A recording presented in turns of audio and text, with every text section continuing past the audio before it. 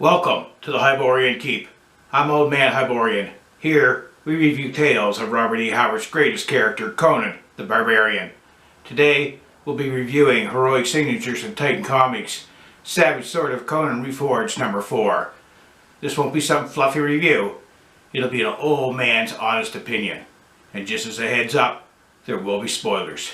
So I don't want you to go crying to your mommy if I say something that spoils it for you. If you don't want the spoilers, go to the summary at the end. And if you enjoy the video, please like and subscribe. And with that, let's get after it. So Savage Sword of Conan Reforged issue number 4. Cover was done by Roberto de la Torre. Excellent cover. Roberto really knows how to paint up a good Conan cover.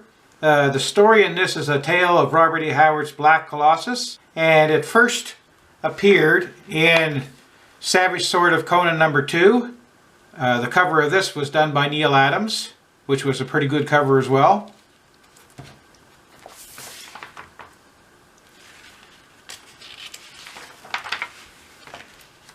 So the inside cover, we have the book for Solomon Kane, and we have a pin-up here by Jeffrey Catherine Jones. Not quite sure if the colored version of this is better than the black and white. It's still not too bad. We have the credits for Titan Comics and the contents. So we have this thief going into the ancient ruins of Buscema. I found the black and white splash page better than this colored version. It was just the way that Alfredo was able to shade it and create depth by just using black and white. I always thought that the black and white copy of that splash page was probably one of the better panels that ever showed up in Savage Sword of Conan. So we have the thief, goes into the ivory dome, counters a snake, takes care of the snake, finds a treasure, gets all excited, but he kind of forgets that within the dome there was a dead sorcerer. So it shows the thief there, he's kind of freaking out, and then it just suddenly ends. And then we jump forward to Princess Yasmela, and she's having visions of these eyes and this person speaking to him, giving her the terrors. So she's all freaked out.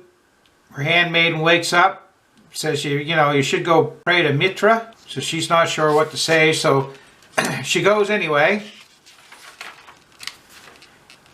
And Mitra basically says that, the kingdom's in chaos and she's not the ruler, her brother is, and her brother's being held by the king of Ophir, and that she should go out in the street, and the first guy she sees, she should get him to help her with reclaiming the kingdom.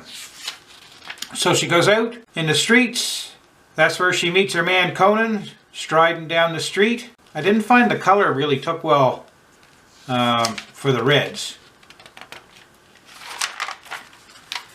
So she comes out of the dark, sees Conan, convinces him to come back to her place. So, Conan, he thinks he's going to score. Finds out that she's the princess. Kind of freaks him out a little bit. Then she brings up that Mitra told her to go into the street and find the first guy that she's seen to help command her armies. So Conan, he's a bit shocked by that. So she goes and gets her counselors, tells them of her plans, that Conan's now the new boss of the army, which they have a bit of a problem with.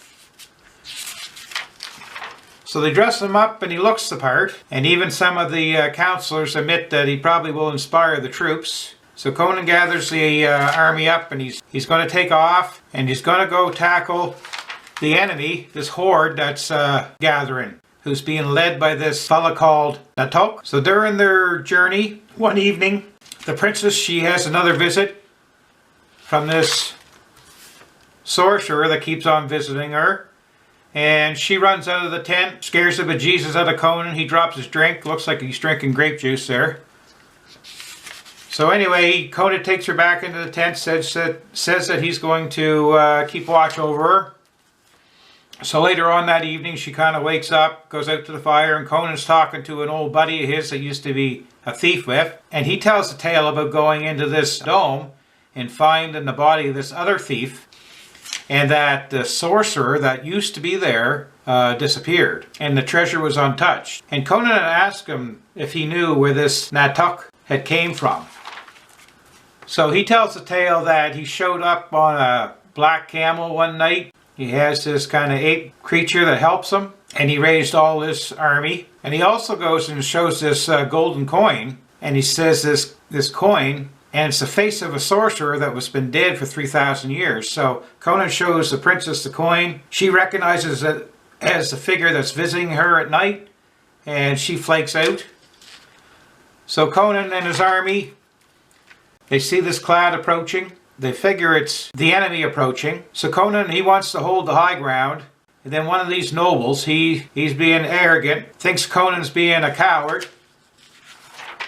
So he takes off. He's going to tackle the enemy. And as he's approaching the enemy, all of a sudden there's a bunch of explosions and white flame and wipes the noble and all his men out. So then all his men start to freak out. They think that there's black sorcery involved, so they want to turn tail. But Conan gets them all rallied up and they tackle the enemy. Conan gets a whack in the head there. And things are looking pretty dire, but then all of a sudden one of the other nobles, he leads the lancers in, kind of saves the day. So they take care of all of the enemy. But during the battle, Natuk shows up with his black camel and his ape dude, their driver.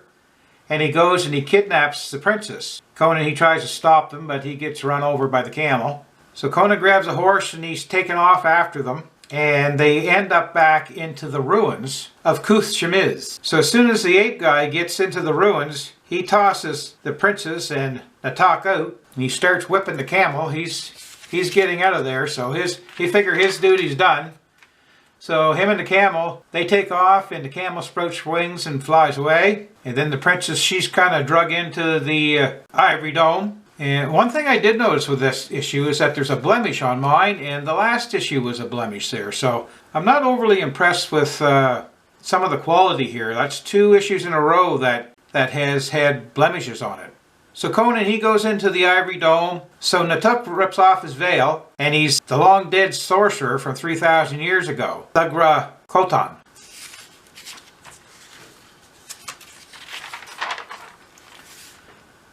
He spins the tale how he was imprisoned thousands of years ago, and he throws a stick at Conan that turns into a cobra. Conan slashes it in 2 and it goes back to a stick. Then he pulls out this black scorpion and waves it around, using it kind of as a weapon. So Conan, he's pretty well had his full of that. So he chucks his sword and kills him. And that's how it ends. Princess is grateful. She doesn't want to leave right away, so Conan takes the opportunity there to rip a piece. So as far as Robert E. Howard's story, it was one of his stories that I did enjoy. There was a lot of different twists and turns in it, the sorcery aspect and just the way that Conan handled himself. So, I thought Roy really did a pretty decent job at his depiction of Robert E. Howard's tale. And then as a follow-up, there's an essay by Robert E. Howard. Talks a little bit about the Hyborian Age. And the first part of it here, they have a map of the Thurian continent. And they talk about the Picts.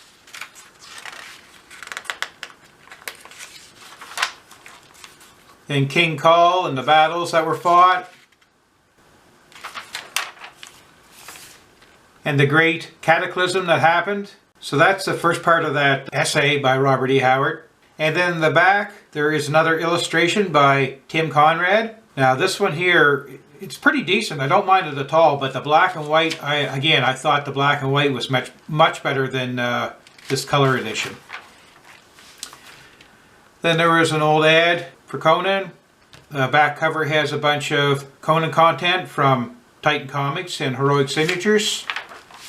And the back cover is the next issue, which is going to be The People of the Black Circle. So that's something to look forward to. So overall, excellent cover by Roberto. I still am partial to the black and white, but I don't have an issue with the color version. It's pretty decent.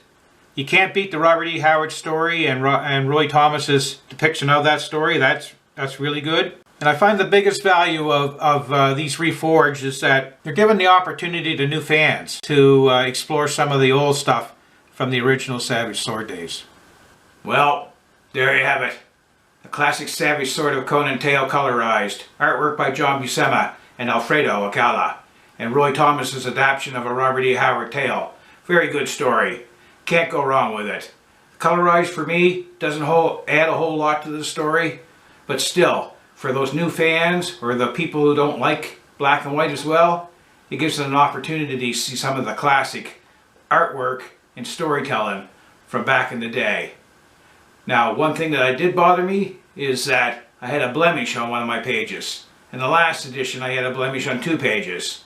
I'm paying pretty good money for this, and there shouldn't be any blemishes. But overall, I'm not disappointed with it. It is a good book. Buy it, read it, and enjoy it. And with that, I bid you farewell.